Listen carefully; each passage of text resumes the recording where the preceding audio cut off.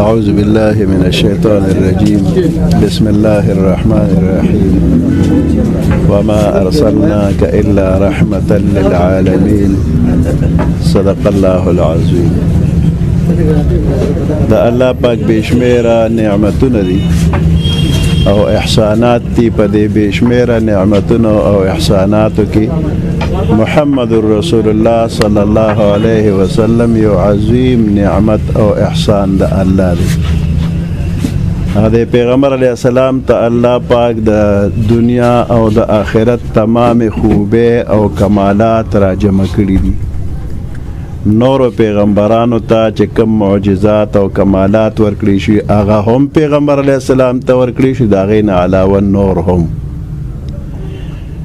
د نورو پیغمبرانو معجزې د هغه وخت پورې وی ختم شوې. د پیغمبر علیه السلام معجزه قرآن دی او دا به تر قیامت پورې جاری وي.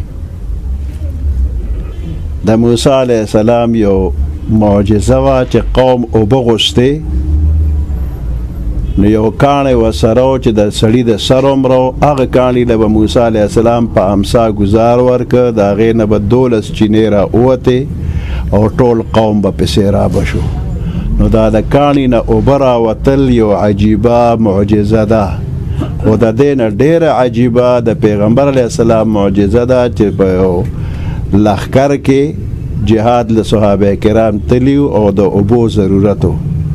صحابه کرامو د اوبو طلب وکړ، نو پیغمبر علیه السلام ملګرو ته وفرمایل چې د لښکر کې لږې اوبه م که چا سره یې ماله راوړه، نو یو پیاله اوبه چا راوړلې، نو پیغمبر علیه السلام په هغې کې خپلې ګوتې مبارکې ښکته کړلې او بیا هغه ګوتو مبارکو نه لکه د فوارې اوبه روانې شوې او ټولو صحابه کرامو ترې نه لوښي ډک کړل. د هغه وخت ضرورت هم پوره شو، آینده دپاره یې هم کېښودلې. راوي نه تپوس کېږي چې دغه وخت کې به تاسو څونه وی، نو هغه وایي چې که 1,00,000 لښکرو نو د ټولو ضرورت په دغه باندې پوره کېده. او دغه اوبه د پیغمبر علیه السلام د ګوتو مبارکو چې راوتلي دا د جنت د کوثر د اوبو نه هم افضل دي او په دنیا کې د زمزم نه هم افضل دي، ځکه چې دا د پیغمبر علیه السلام د ګوتو مبارکو نه راوتلي دي. نو دا معجزه د پیغمبر علیه السلام د موسی علیه السلام د معجزې نه ډېره اعلی او ډېره عجیبه ده. د عیسی علیه السلام په زمانه کې ډاکټري انتها ته رسېدلې وه، د هر قسمه مرضونو علاجو، خو چې د موره به ړوند پیدا شو مادرزاده ړوند، د هغه علاج به نه کېده، د برګي مرض به علاج نه کېده او د مړي علاج نه کېده. زمونږ پیغمبر علیه السلام صحابه کرامو په لاس باندې د دې مرضونو علاجونه دمونه شوي دي او حق ساعت ورته الله جوړ کړي دي. که برګې مرض دی او که مادرزاده ړوند دی که بل دی، دا ټول ښه شوي دي. پاتې شو یو خبره چې مړي جمدي کېدل د عیسی علیه السلام معجزه وه، قرآن حدیث کې شته. نو زمونږ د پیغمبر علیه السلام معجزه هم داسې شته چې ام محجن یو بوډۍ ښځه وه او د هغې زلمی زوی وفات شو. هغه پیغمبر علیه السلام ته راله چې دا خلک راته پیغور کوي ته په پیغمبر علیه السلام ایمان راوړه، اوس د دا زوی دله جمدی کي، زما زوی که جمدی شو زه به جمدی یم او که دا نه جمدی کېږي زه به پسې مرم، خامخا ماله د الله نه سوال وکړه. پیغمبر علیه السلام د هغې ته به تسلي ډېره وکړه، خو بوډۍ ناقلاره وه. آخر پیغمبر علیه السلام یې مجبور کړ، نو ورته یې وفرمایل چې زوی دې راته وښیه کم دی. نو بوډۍ مخکې شوه، پیغمبر علیه السلام ورپسې کور کې غزوې مړ پروت او څادر پې ویړو. پیغمبر علیه السلام الله ته سوال وکړه، والله ولا هغه جمدی که د مخې څادر لرې که او راپاڅېده. ژوند ورله خدای دونه ورکه چې پیغمبر علیه السلام وفات شو، دی جمدی ورپسې ابوبکر صدیق رضی الله تعالی عنه 2 کاله حکومت وکړه، وفات شو، دی بیا هم جمدی. 11 کاله عمر رضی الله تعالی عنه حکومت وکړه، وفات شو، دی بیا هم جمدی. د عثمان رضی الله تعالی عنه په وخت کې په جهاد کې شهید شو. نو دومره لوی ژوند ولا الله ورکه. نو د مړي جمدي کېدل هم زمونږ د پیغمبر علیه السلام په معجزه. هر قسمه خوبه او کمالات پیغمبر علیه السلام ته الله ورکړو. عقل د تمام جهان نه زیات الله ورکړی دی. امام غزالی رحمت الله علیه لیکلی دی چې عقل که 1,00,000 حصې شي نو 90,000 حصې د عقل پیغمبر علیه السلام ته یوازې الله ورکړي دي. په لاک کې 10,000 پاتې شو نو 9,000 حصې د عقل باقي مانده ټولو پیغمبرانو ته په شریکه ورکړې شولې. 1,000 پاتې شو نو په دې 1,000 کې 900 حصې د عقل صحابه کرامو ته الله ورکړلې.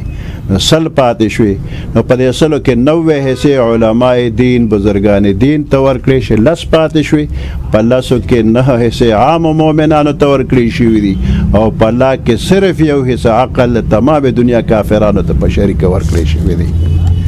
نو عقل او سوچ فکر هم د تمام جهان نه زیات الله ورکړی دی او دارنګه طاقت او قوت ولهم الله پاک ډیر زیات ورکړي چې د ټوله دنیا کې دومره طاقت د بل چا نشته څومره طاقت چې پیغمبر علیه السلام ته الله ورکړو.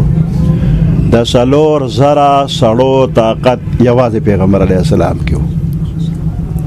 عربو کې یو پهلوانو چې خلکو به اوخ حلال کو دا سرمن به پزمکه پرته نو د به پخپه کې خودله وې زما د خپې لاندې دا سرمن آزاده کې نو 10 کسو به هغه سرمن راښکا او به ټوټۍ شوله خو د قدم لاندې سرمن بچا آزاده نه کړې شوله. نه دغه پهلوان راغی او پیغمبر علیه السلام ته ویل وې ماله په کبډي راشي نو کتارا او پر ظلما نو زه به در باندې ایمان راوړم او کمارا او پر ظلې د پیغمبر نوم بناله. پیغمبر علیه السلام ویراده صحابه کرام را مخکې شوې دا ډیره بې ادبي ده چې ته په کبډي ورځې موږ به ورشو. پیغمبر علیه السلام ورته چیلنج یې مال را کړی زه به ورشم. صحابه کرامو ډیر مینت زاري کول خو پیغمبر علیه السلام ورته ایمان به په تاسو وروړي که په ما پتا چې په ما ایمان وروړي ماته پرې نو پیغمبر علیه السلام ورتله په کبډي ورغی. سړی یو ځل را خلاص کنه چې ته پاسې د ویښپه مې وښویده بیا را خلاص که چې پاسې د وی شامې نه ده لګېدې په درېیم ځل بیا هم را خلاص که بیا پاسې د سړي کلمه وویله د نوم دی رکانه. معدن صاحب به دا په خپلو اشعارو کې ویله وی یو مشرک پهلوان وی نبي سلطان ته ځان به نیسې نن زما طاقت او توان ته که مې پړ کړلې دا خپل دین به پرېږدې ته که دې پړ کړم اقدم غاړه به ایمان ته. حضرت اویل بسم الله راځه تیار یم زه ولاړ یم د اسلام خدمت هر شان ته. صحابه ورته ویل چې غلامان شته سرکار څه دپاره اوځي بیا میدان ته. حضرت نه منله شلو ورتر غاړه او په 3 ځلې پهلوان را پړ که ځان ته. نو پهلوان وی خدایي زور در سره دی زور مې نشي رسېدی زور د سبحان ته. نو پهلوان زر کلمه ووی معدنه سر یې ټیټ که د کونینو پهلوان ته. سبحان الله. داسې ښکلی پیغمبر صلی الله علیه وسلم الله موږ او تاسو ته راکړی دی. د هغوی د ژوند حالات بیانول او په هغې باندې عمل کول د دې غرض او مقصد دا وي چې پیغمبر علیه السلام خپل ژوند څنګه تیر کړی دی امتي دی او مقه طریقه باندې ژوند تیر کړي په دې غرض باندې په دې شپو ورځو کې دا خلک دا ښکلي بیانونه کوي. الله دې د پیغمبر علیه السلام په ښکلو طریقو موږ ټولو ته عمل رانصیب کړي. دعا وکړئ.